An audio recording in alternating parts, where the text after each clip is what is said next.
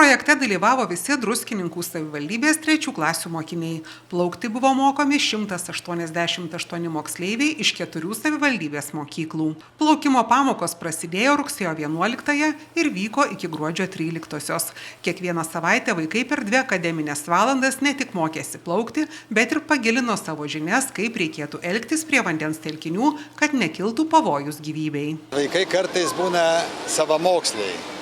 Ir jie tik moko ant vandens laikytis, o mes čia gyvenimo įgūdžių tiesiog išmokinam. Mes ne tik tai, kad mokom, kaip teisingai plaukti krūtinę, bet mes mokom ir nugarą, kad jie gyvenime, jeigu plaukia per ežerą, kur pavargsta plaukdami priekiu, persiverčia nugaros ir jie kiti raumenys dirba ir jie gali laisvai įveikti ir didelį atstumą. Yra daug vaikų, kad jie nemoka plaukti. Ir tie, kadangi yra daug vaikų ir yra toks, kaip, galima sakyti, bandos dėsnis, mes duodam žaidimėlius ir jie net kartais nesuvokia, kad jie nugali tą baimę ir išmoksta laikyti galvą po vandeniu. O jeigu vaikas įkiša galvą po vandeniu, tai jau jis plaukia. Tai va čia ta programa ir Druskininkuose labai gražiai įgyvendinama, nes mes turim labai unikalias ir geras sąlygas. Šiaip vaikams plaukti yra pirmas dalykas smagu, antras dalykas jie tampa drąsesni, atsakingesni už savo elgesį vandenyje ir ne tik vandenyje. Ir aišku, malonumas plaukti, išvažiuoti su tėveliais, su draugais, augs, tobulės, galės džiaugtis, tiesiog džiaugtis. Kodėl svarbu įgyti tuos tikrus ir teisingus plaukimo įgūdžius? Pirmiausia, tai, kad gebėtų išsilaikyti vandenyje. Nes jeigu jis baimę nugalėti ir ta baimės nugalėjimas suteikia galimybę teisingai atlikti judesį ir plaukti.